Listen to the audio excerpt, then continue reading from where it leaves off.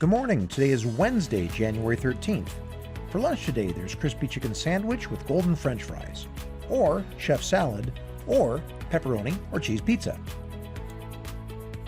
In grades 4 through 5, today is an A day, and grades 6 through 8, it's a B day.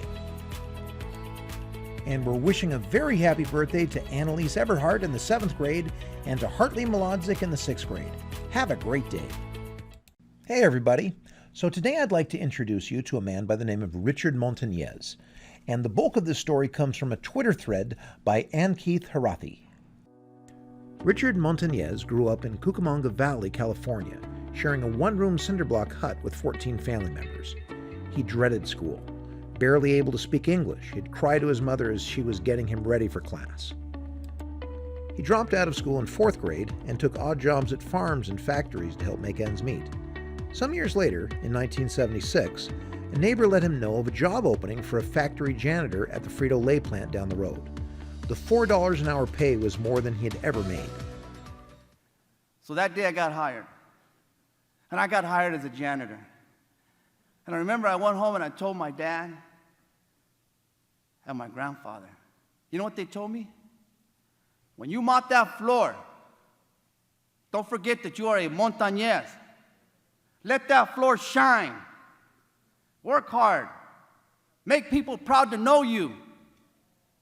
So I remember I had this attitude, and somebody said, you were just a janitor? You know what? There's no such thing as just a janitor. No such thing as just a waiter. No such thing as just a bus driver.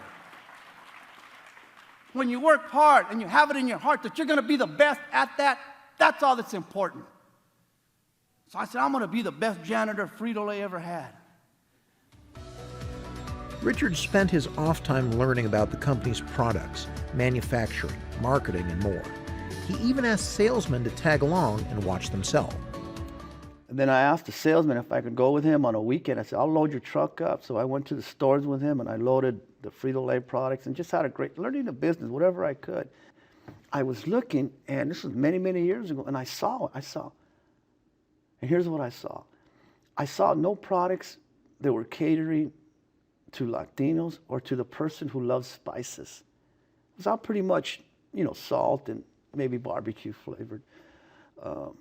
No one was selling, spicy flavored or anything hot. So I'm like, that was it. And I even looked at the salesman next to me, and I'm thinking, like, don't you see what I see? You're here every day. I'm connecting these dots. Come on now. So he took me home, and I remember I went home, and I sat on our porch, and we have the old-fashioned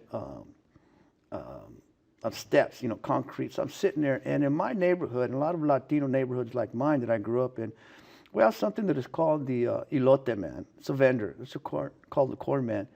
And he sells corn on a stick, and he puts mayonnaise, butter, cheese, however you want it, lime, chili.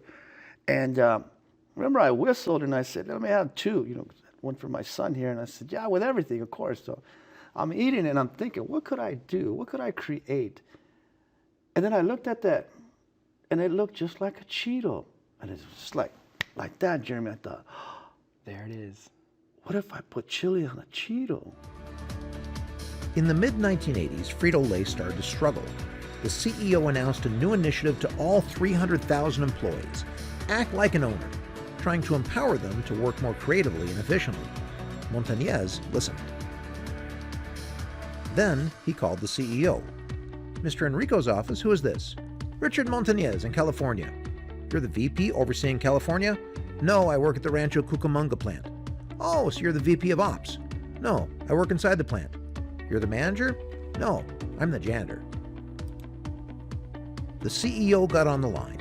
Loving the initiative, he told Richard to prepare a presentation, and he set a meeting in 2 weeks' time. Stunned, Richard ran to the library and picked up a book on marketing strategies. Then he started prepping. And I went to an old store, and I bought a tie for $3.50. And my neighbor actually tied it for me. So here I am. I'm getting ready. And guess what? I'm doing pretty good. I'm presenting it. The Latino market was ready to explode, Montanez explained. Inspired by elote, a Mexican street corn covered in spices, Richard had created his own snack. He pulled out 100 plastic baggies. He had taken Cheetos from the factory and coated them in his own mix of spices. He had even sealed the bags with a clothing iron and had hand-drawn a logo on each one. The room went silent. After a few moments, the CEO spoke. "Put that mop away, you're coming with us." Flamin' Hot Cheetos became one of the most successful launches in Frito-Lay history. They went on to become a viral pop culture sensation. Richard became a VP and amassed a $20 million fortune. Not bad for a boy from Cucamonga. So I love a lot of things about this story, and I find I agree 100% with the following commentary that some people posted in response.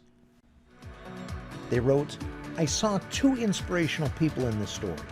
First, a janitor willing to learn and grow. Second, a CEO willing to admit that anyone could have a valuable idea, then act on it.